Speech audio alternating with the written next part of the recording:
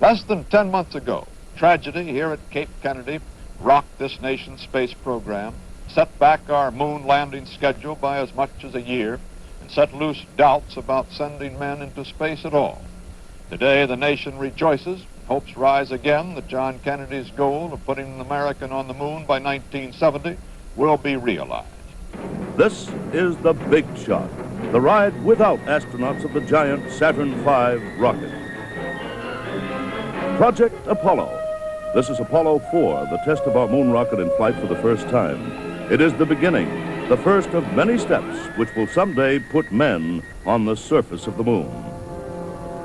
Here at the Kennedy Space Center, the count now is 5 minutes and 29 seconds to the launch of Saturn V, the biggest rocket man has ever built, a critical test of this rocket complex which is to take an American to the moon.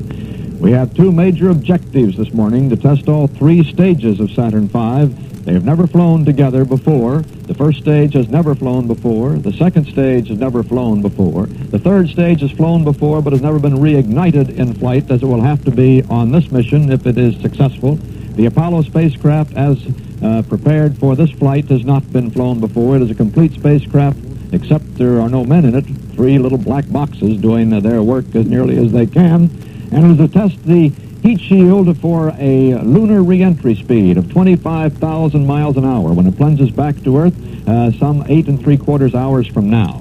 Meanwhile, the Apollo spacecraft will go twice around the Earth and then be fired out into a translunar trajectory, going some 11,000 miles out into space before turning around and then plunging back to Earth at that fierce speed of 25,000 miles an hour, creating a heat of 4,500 degrees on the heat shield. We've never had that sort of a test in space before. Our orbital flights have come back at 17,500 miles an hour with just about half the heat that will be created by this lunar re-entry. That landing will be some 620 miles northwest of Hawaii, 8 3/4 hours after the launch of this, which has been called frequently Operation Big Shot. We'll be tuning in every once in a while now as we get into the last 4 minutes of this countdown to Jack King, the voice of Apollo Control, who we will hear also on the launch. Reminding you again that ignition takes place some 9 seconds before the blast off from the pad itself. Apollo Saturn Launch Control. Here's an announcement from 3 King. minutes, 30 seconds and counting. The countdown still in process at this time. We've had an excellent countdown since the count was picked up some 49 hours ago. Coming up in about 10 seconds, we'll go on an automatic sequence.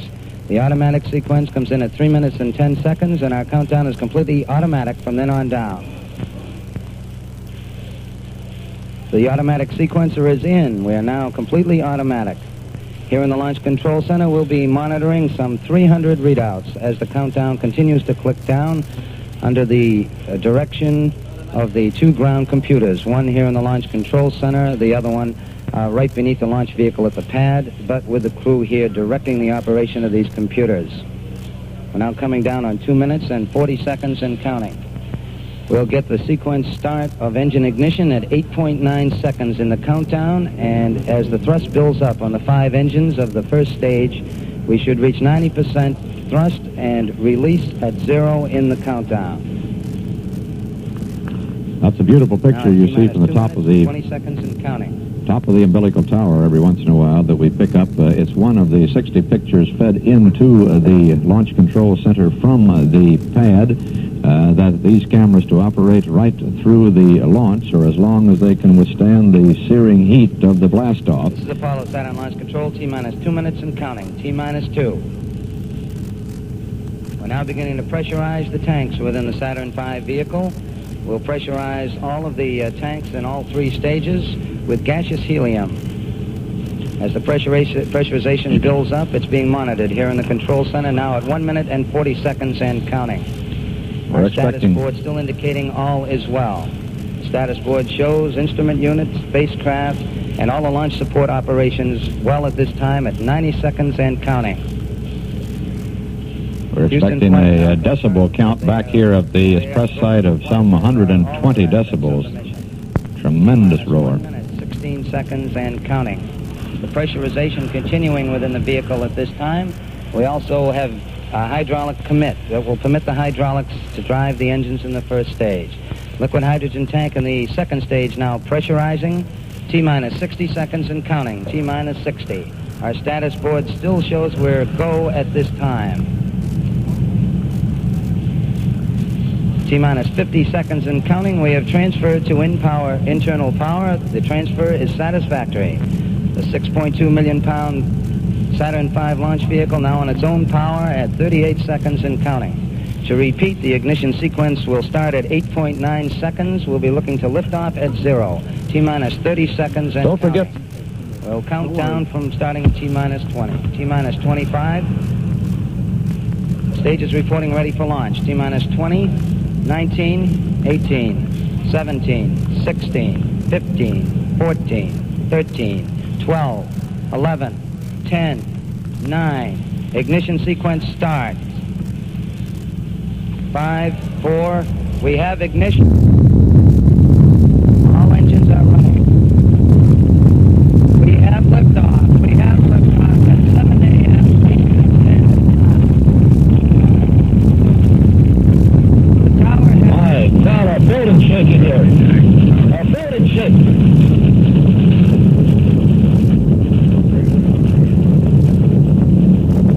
Oh, it's terrific. The building's shaking. Glass window is shaking. We're holding it with our hands.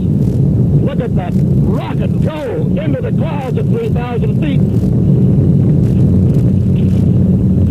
The roar is terrific.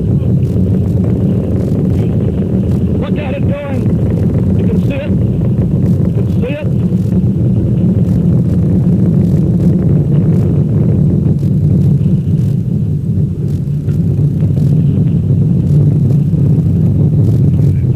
Is coming here. You're seeing that with the so-called Igor camera.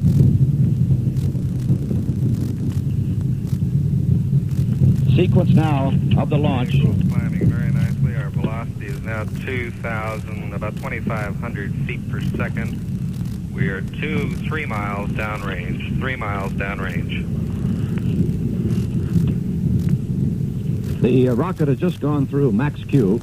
And that is one of the first critical stages after liftoff, which, of course, is the most critical stage. Flight controllers are reporting enthusiastically that all parameters look good.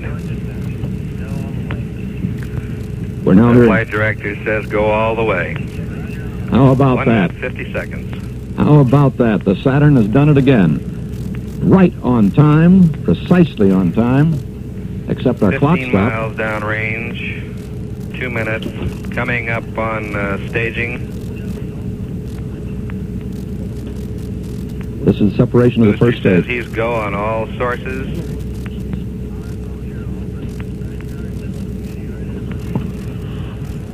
The inboard engines have cut off. The inboard engines have shut down at approximately 2 minutes, 18 seconds.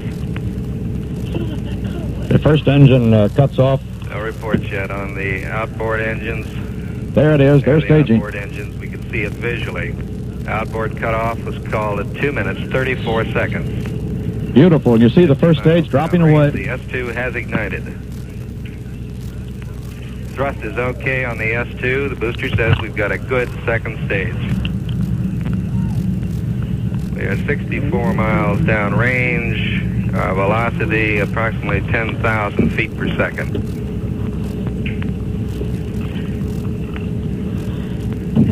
Second plane has separated the interstage surrounding the second stage engines, and the tower has jettisoned. We saw that. You saw it on that long-range camera. The tower jettisoned right on time. We're 3 minutes, 20 seconds into the flight. At this point, the flight is about 50 miles downrange, 100 miles high, and you're seeing it very clearly on that Igor camera, despite some cloud cover. You can see the rocket, the escape rocket, still dropping behind up there. Flight Dynamics says, in response to the flight director's question, we're real good. That's Flight Dynamics, and the plots here certainly back him up. This S2 burn, that is the second stage ignition, lasts some 6 downrange minutes. distance now is 150 miles, 150 miles downrange, velocity approaching 11,000 feet per second. You see on the pad here a fire that was started by 4 minutes into the flight. By the launch. It doesn't look too serious at the moment, and some of this was expected. The ground track is reported to be exactly nominal. One of the things that would have to be tested here, of course, was this launch facility, and one of the things that they have to know is how much damage is done to the launch facility, how quickly it can be turned around and prepared for the launch. At this point, more than 200 miles downrange now, and our altitude is approaching 80 miles. those 5 J2 engines, 1 million pounds of thrust. An aircraft off the east coast of Florida has acquired the spacecraft and booster combination. Yes. Coming up on 5 minutes. Flight director's just quizzed his booster controller on how the S4B, the third stage of the vehicle, looks, and he's just as happy about its looks as he is the second stage. Here we see a picture. I'm interrupting Paul Haney to tell you about the picture you see from the top of the umbilical tower. That camera, that slave camera, survived the heat and the blast. How we wouldn't know 3 miles away when we took such a beating. But you see the hoses on the launch pad hosing it down after that heat, which is enough to take off 3/4 of an inch of concrete, they tell us. It burns it away. Fantastic launch. And as we look now into launch control, those 450 launch control operators have now done most of their job. They've been watching on these close television cameras that are right in the launch site and monitoring all of the phases of the flight. And they have every reason to congratulate themselves. So far, the flight has gone exceedingly well. There's still much to be done.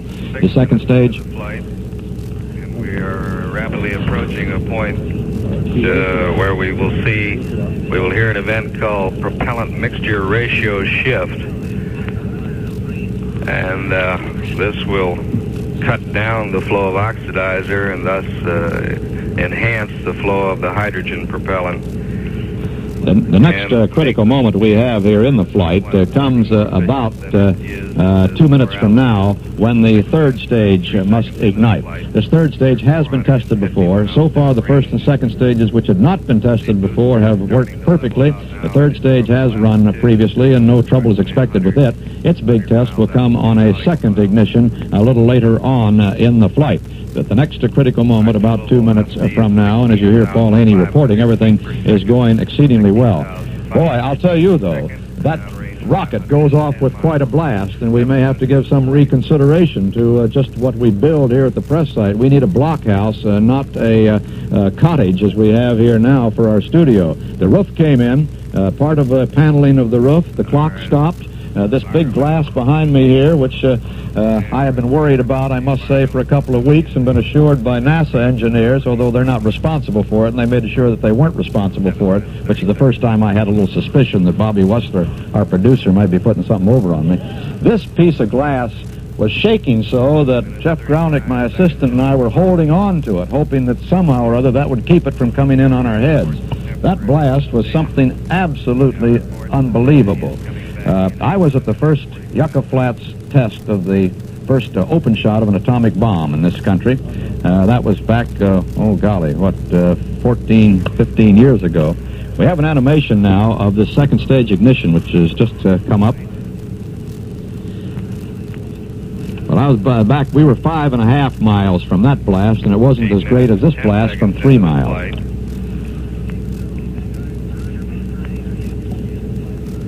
At 8:40 into the flight. 20 seconds, there's a possibility that we may have lost one engine on the second stage. That's only a possibility, not a confirmed fact. 8 minutes, 30 seconds. You just heard Paul Haney say there's a possibility of a loss of an engine. There are 5 engines on the second stage, and a loss of one engine coming up on staging of the second would stage. probably not be critical. Second stage is dropping away at any point. Cut off on the second stage. There it is, the second stage. 8 minutes, 50 seconds in. We have J2 ignition on the third stage. And booster says the thrust is okay on the third stage. He confirms thrust, a good thrust, 9 minutes into the flight. The third stage has one J2 engine, similar to the 5 engines on the second stage. It develops some 200 to 225,000 pounds of thrust. We're 914 miles downrange. Our velocity now up to 23,000 feet per second. The performance right at the end of the second stage seemed to be a little erratic. We had some data dropouts. One flight controller thought perhaps we'd lost one of the 5 engines. We have no confirmation yet. I'm sure it'll turn up in the data. We did burn out approximately on time, and the S4B ignited right off on the, just as it should have.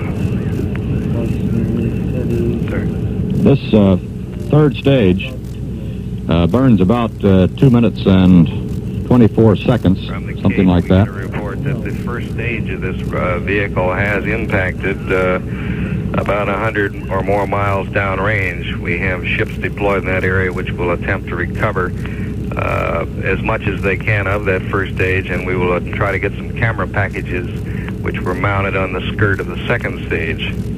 10 minutes and 18 seconds into the flight, and the flight director advises we have about 1 more minute of burn ahead of us.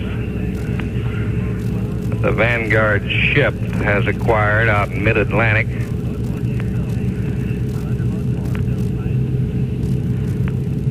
we are 1,200 miles downrange right now, and we're coming up on 25,000 feet per second. No matter what happened at this point, we could burn our service module engine and get orbit capability. 10 minutes, 55 seconds into the flight. So now we do know that we will get an orbit. We've reached just 17,000 miles an hour. Of the S4B, a first report. The animation shows the... 11 minutes, 10 seconds. We have a confirmation of cutoff from the Vanguard ship in mid-Atlantic. The S4B has shut down. The report confirmation came in here at 11 minutes, 10 seconds. The ullage engines on the S4B have also fired.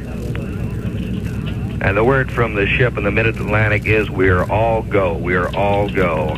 Every sequence has come exactly on time. That shutdown was scheduled for 11 minutes and 5 seconds into the flight. They got a confirmation at 11 minutes and 10 seconds into the flight. And now, at this point, they are inserted into orbit, 116 miles high. And most of the test has been conducted and is successful. They have gotten the first and second stages to fire as planned. The orbit has been achieved as planned. Now, with this orbit, they will circle the Earth twice, and then 3 hours into the flight, they will change the orbit over the southeastern United States. Near the end of the second orbit, they will pitch up the spacecraft, fire the third stage engines again, and fire the spacecraft out into space a little bit further. They'll change that orbit up to 10,808 miles. That is called an elliptical orbit. The perigee would still remain back at the 115-mile height.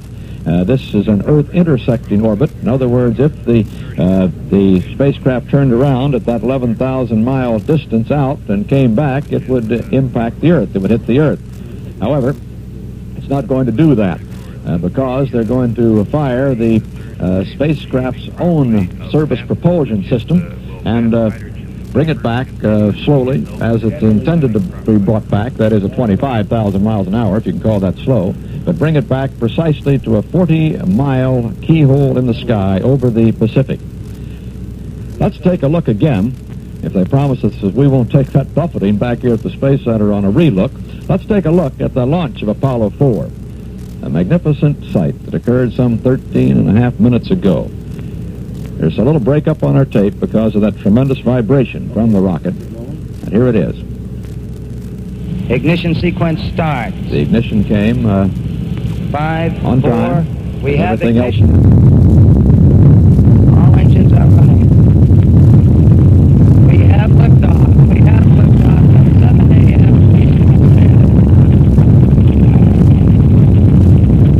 The tower has... Now, a building shaking here. A building shaking.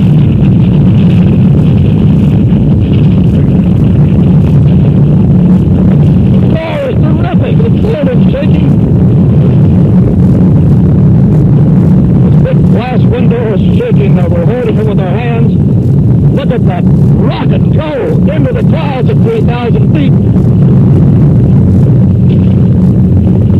Oh, it's terrific. Look at it going. You can see it. You can see it.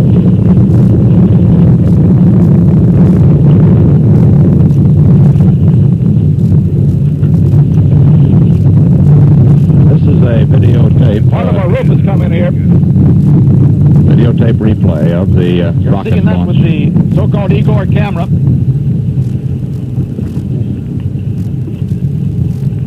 Sequence now of the launch. Climbing very nicely. Our velocity is now 2,000, about 2,500 feet per second. We are 3 miles downrange. 3 miles downrange. The rocket has just gone through max Q, and that is one of the... Well, that was a replay by videotape of the launch 15 minutes ago of Saturn V, the most powerful rocket man has ever built, as far as we know. The big proton rockets of the Russians, they do not equal the 7.5 million pounds thrust of the Saturn V. And as you saw, the fireball from the rocket, as that Igor camera picked it up almost 50 miles down range, was so immense that it actually flowed back from the rocket. We had never seen that view before. Previously, rocket power is such that just a small burst of flame from the tail. This was a great fireball of flame. They say that the launch of that rocket was visible in Jacksonville, Florida, some 180 miles from here. I can believe it. It certainly was a bright spot here. It was almost blinding to the naked eye as we put glasses. The flight is going exceedingly well. All 3 stages have done their work. The spacecraft is in orbit, unmanned, as you know. We'll make 2 orbits before being fired now, the next critical point, some 11,000 miles out into space. It will be returned 8 3/4 hours from launch. It is hoped that in the re-entry test it will hit the 40-mile spot in the sky into which it must come. If it comes in too shallow, it would skip on out from the atmosphere, hitting the atmosphere like a stone skipped into a lake, and skip on out into space, never to return. If it comes in too steeply, it hits the atmosphere too quickly and is crushed like an eggshell. CBS News color coverage of the flight of Apollo 4 will continue after this message.